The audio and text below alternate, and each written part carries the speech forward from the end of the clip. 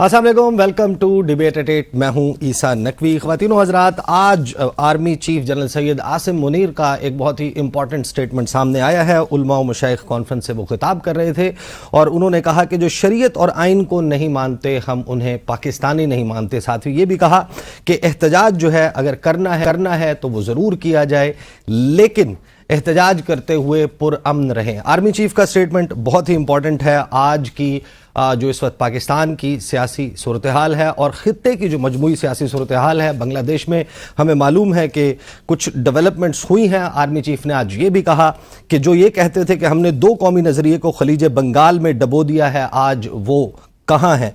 अगर रियासत की अहमियत जाननी है तो इराक, शाम और लिबिया से पूछें। सबको मालूम है कि वहाँ पर इदारे जो हैं उनको किस तरीके से एक मेल्ट डाउन का सामना करना पड़ा और फिर वहाँ की ना मईशत संभली, ना वहाँ की सियासी सूरत हाल, आईन व कानून की हैसियत वहाँ पर क्या है, ये भी सबको मालूम है।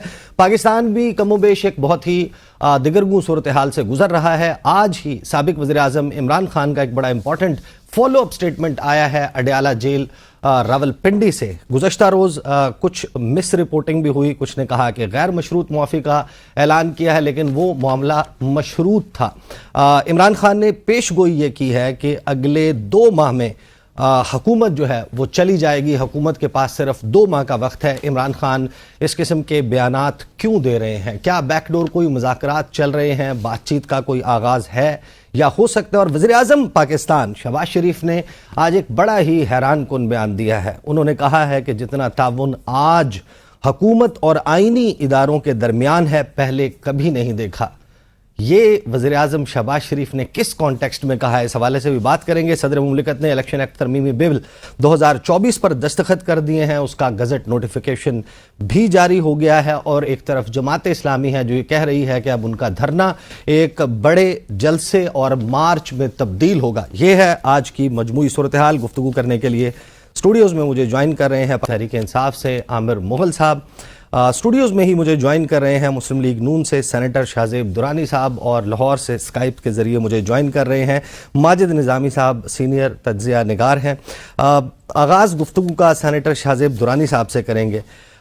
सेनेटर साहब ये बताएं कि वज़ीर आज़म शहबाज शरीफ कह रहे हैं कि जितना ताउन आज हुकूमत और आइनी इदारों के दरमियान है, आज से पहले कभी नहीं देखा। ये वज़ीर आज़म क्या कह रहे हैं? थैंक यू वेरी मच ईसा साहब। जो उन्होंने बातचीत की है, देखें जो आइनी इदारे होते हैं वो किसी भी मुल्क के, वो उसके बेसिक पिलर्स होते हैं और जितना ज़्यादा उनमें कोऑपरेशन होगा, मतलब आपके सामने है आज बांग्लादेश हम जिसकी बात कर रहे थे, तो वहाँ पे देख लें जो एक क्योस वहाँ पे क्रिएट हुआ, उसके बाद वहाँ के आइनी इदारे आप बट गए, फिर वो उन्होंने आवाम की तरफ चले गए, तो वहाँ पे एक सिचुएशन आप देखें क्या किस तरफ चली गई, एक अनरेस्ट वहाँ पे कायम हुआ।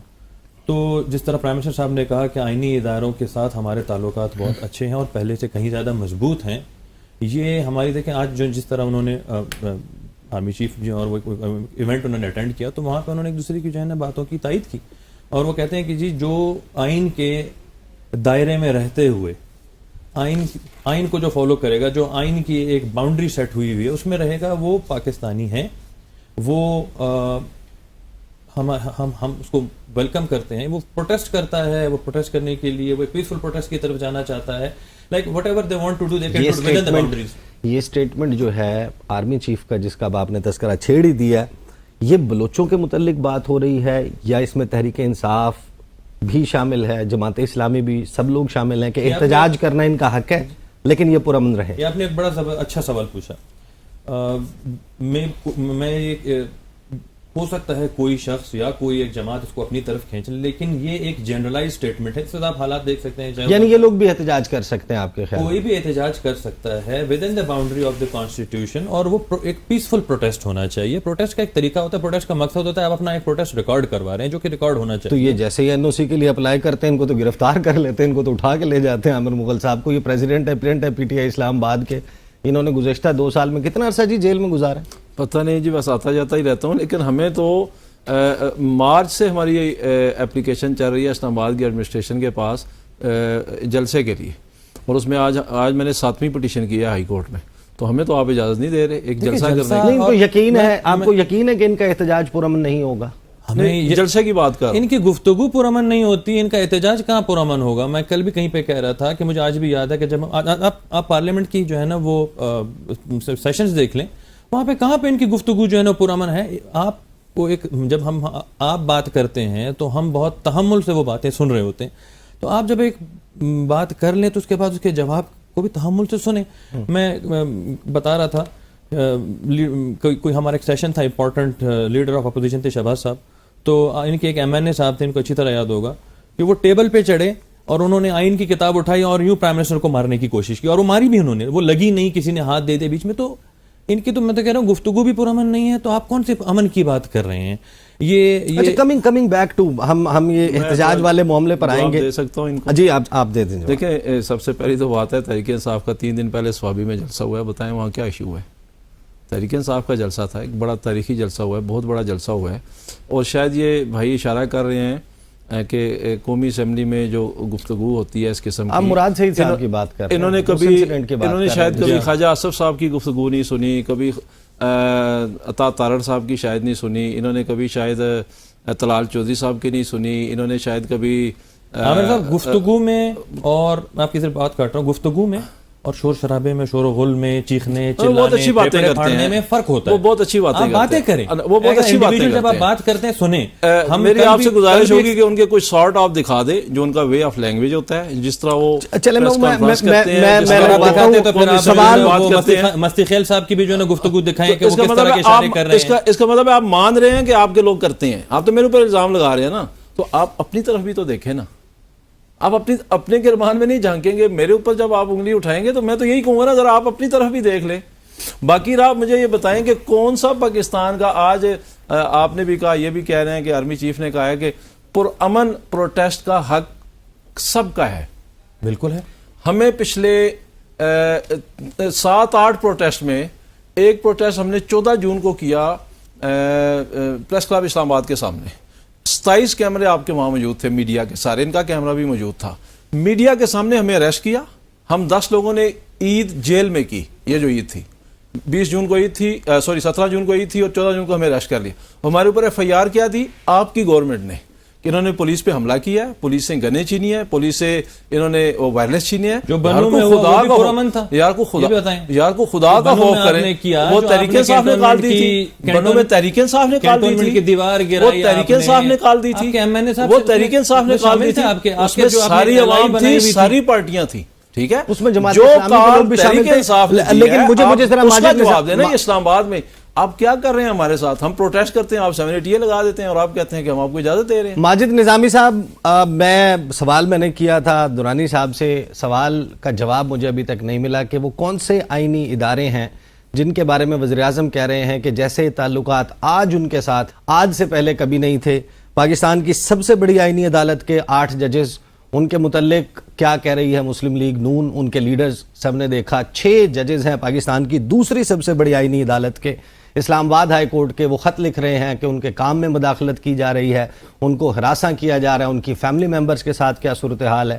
پارلیمنٹ جو ہے وہ ایک بل پاس کر رہی ہے جس بل میں وہ واضح طور پر سپریم کورٹ کے ایک فیصلے کو انڈو کرنے کی کوشش کر رہے ہیں. تو یہ کون سے مثالی تعلقات کن اداروں کے ساتھ ہیں وزیراعظم صاحب کے؟ جی بہت شکریہ.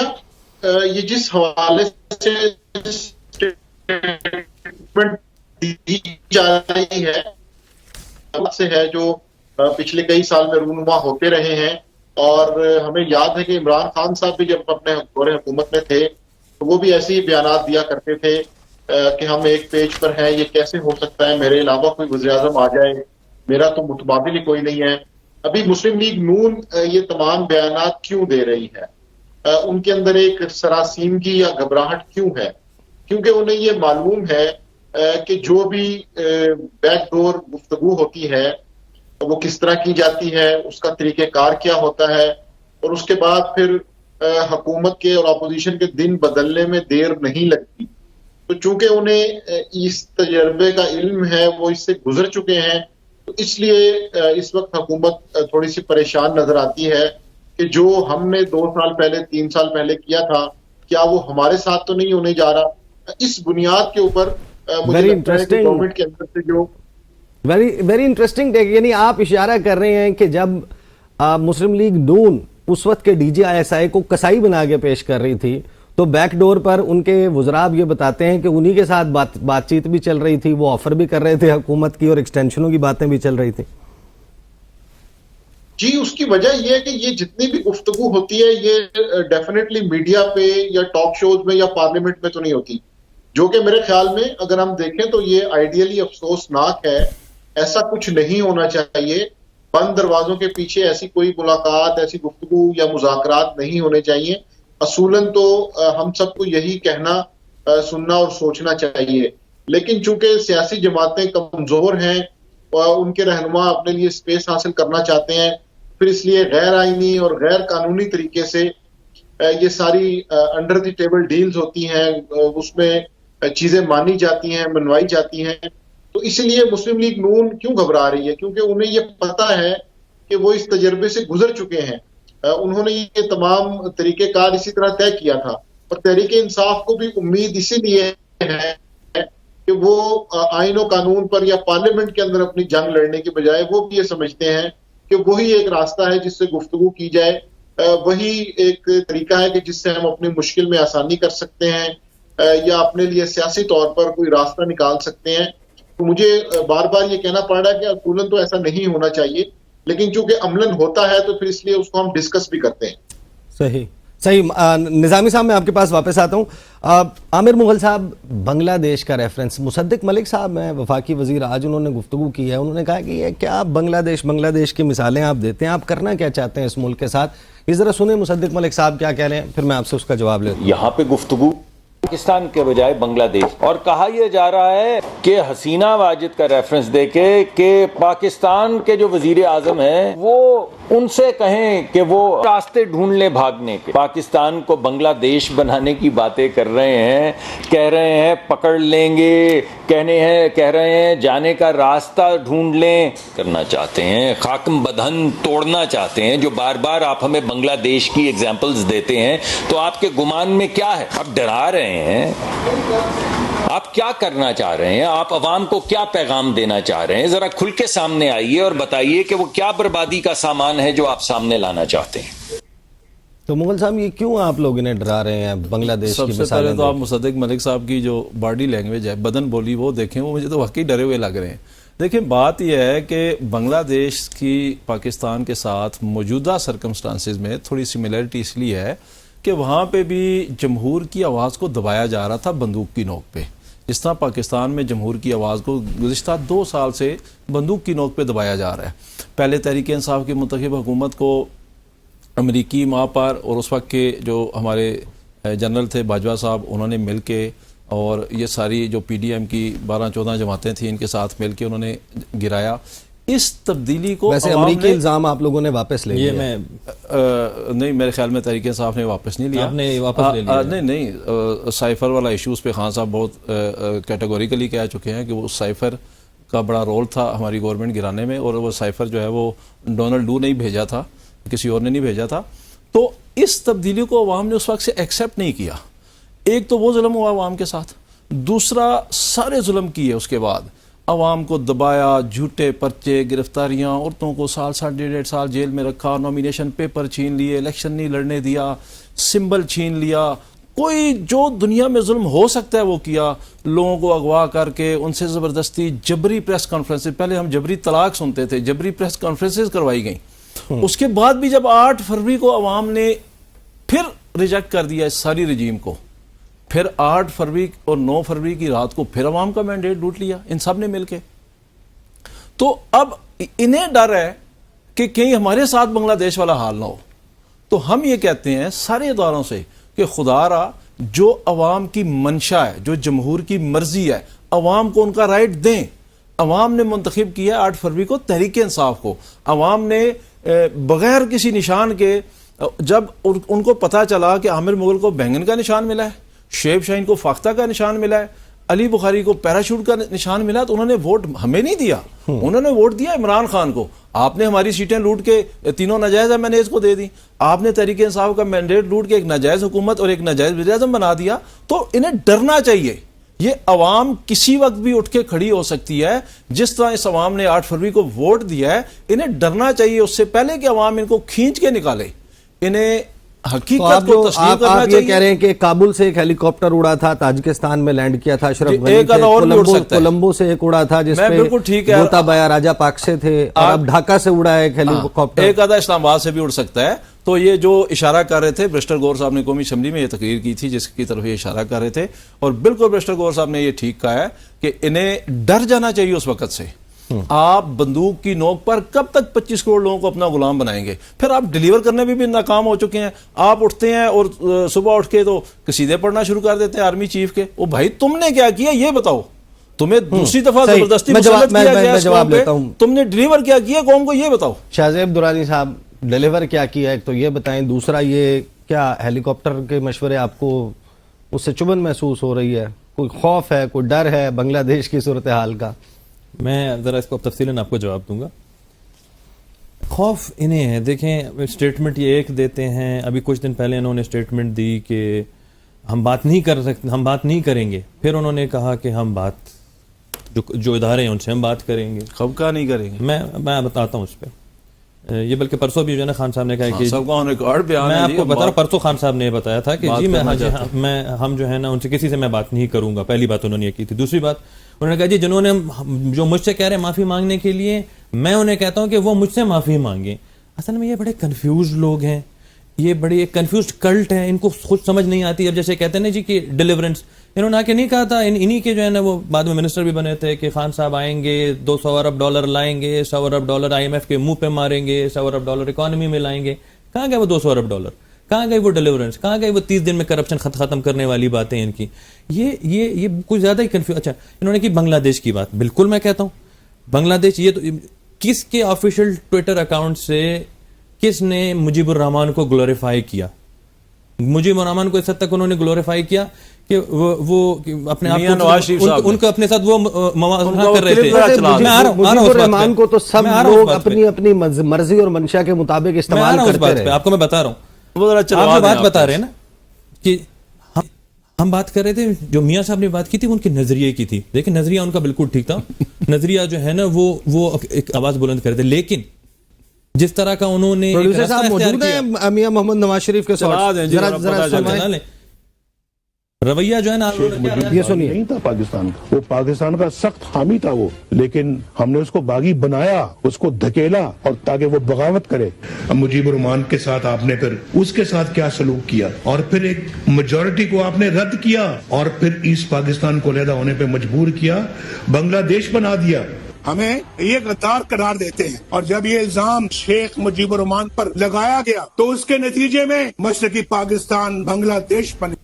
جی پروڈیوسر صاحب وہ بھی سنوائیں, عطا تارڑ صاحب جو سلیکٹیو یوز آف مجیب الرحمان کی بات کر رہے ہیں, وہ بھی سنوائیں ذرا. آپ کا ہیرو نہیں ہے, تھوڑے سے حالات خراب ہو. دیکھیے وہی دنیا کے بڑے ادارے, BBC رپورٹ کر رہا ہے کرپشن کے معاملات جو ہیں, کیا آپ کے کرپشن کے معاملات اس سے مختلف تھے؟ آپ کے بھی وہی کرپشن کے معاملات تھے, آپ بھی بیرونی مدد چاہتے تھے, آپ بھی چاہتے تھے کہ معاشرے کو مزید تقسیم کیا جائے, تو آپ میں اور ادھر کوئی خاص فرق تو نہیں ہے. تو آج آئے نا شیخ مجیب کے حق میں بیان دیں اور کہیں کہ میں شیخ مجیب ہوں, اور ویڈیوز بنائیں, ٹویٹر پہ پوسٹ کریں اور اس کو ہیرو بنا کے پیش کریں. آج آپ نہیں کریں گے کیونکہ آپ کو سوٹ نہیں کرتا. اور بیرسٹر گوہر کو چاہیے کہ وہ اپنے لیڈر کو جا کے جیل میں جب ملاقات کرتے ہیں تو ان کو بتائیں کہ وہ شیخ مجیب جو آپ جس کو ہیرو بنا رہے تھے تھوڑا سا ذرا گڑبڑ ہو گئی ہے. بیانیہ ہم نے اب بدل لیا ہے, اب ہمارا بیانیہ یہ نہیں ہے, یہ ہے. درانی صاحب اسی پہ آتا ہوں میں.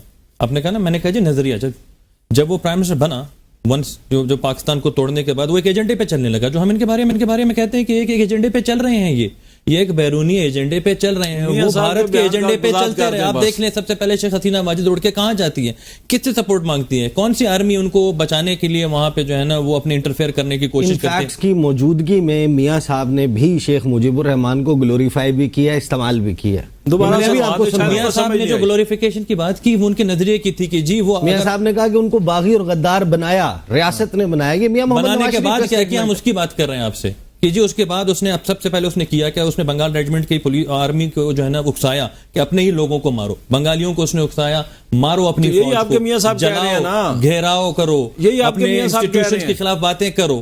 تو یہ تو انہی کے ٹریک پہ محترم چل یہی رہے آپ کے ہیں. میاں صاحب کہہ رہے ہیں. درانی صاحب یہاں پہ بات بیٹھ نہیں رہی. ماضی میں مسلم لیگ نون کا جو گفتگو کرتے تھے, مجھے بریک پہ جانا ہے, بریک سے نہیں واپس میرے آئیں گے. خیال میں پتہ ہے کیا, بریک پہ جانا ہے, بریک سے واپس آتے یہ ہیں. کہہ رہے ہیں کہ انہوں نے حلال گلوریفائی کیا ہے, میں یہ سمجھنا چاہ رہا ہوں انہوں نے جو گلوریفائی کیا وہ حلال کیا ہے. وہ نظریے کی بات کر رہے تھے, آپ نے تو اس کے اوپر ایکٹ آپ کیا. کہہ رہے ہیں نظریہ ٹھیک تھا, آپ تو ایکٹ کر رہے تھے. آپ نے تو جا کے اپنے آفیشیل ٹویٹر اکاؤنٹ سے اپنے آرمی چیف کو گالیاں بھی دیں, آپ نے ان کو برا بھلا بھی کہا, آپ نے آپ اٹھا لے اپنا آفیشیل ٹویٹر اکاؤنٹ. اچھا, اس کے بعد آپ نے کہا کہ جی امریکہ, آپ نے ایک طرف امریکہ کو سب سے پہلے جو ہے نا وہ الزام لگایا, پھر آپ کے بعد کھڑے ہوئے کہ نہیں جی امریکہ تو نہیں تھے وہ, سوری جی غلطی ہو گئی ہم سے, آپ پر ان سے مدد بھی مانگنے چلے گئے. درانی صاحب مجھے بریک پہ جانا ہے. ماجد نظامی صاحب آپ کے لیے سوال چھوڑ کے جا رہا ہوں, آپ کے لیے سوال چھوڑ کے جا رہا ہوں. بریک کے بعد واپس آئیں گے, آپ سے پوچھیں گے کہ یہ جو کچھ ہم نے بنگلہ دیش میں ہوتے دیکھا ہے, یہ مسئلہ ہے کہ 1980 سے 1996 تک جو پیدا ہونے والے لوگ تھے اور پھر 96 سے 10 ان کے ساتھ وہ کنیکشن لوز کر گئیں, اور اس کا نتیجہ آج ہمارے سامنے ہے. موجودہ حکومت اور سیاسی پارٹیوں کے پاس اس یوتھ سے, اس یوتھ بلج جو ہمارے سامنے موجود ہے, اس سے کنیکٹ کرنے کا کوئی ذریعہ موجود ہے یا نہیں؟ بات کرتے ہیں آفٹر دا بریک.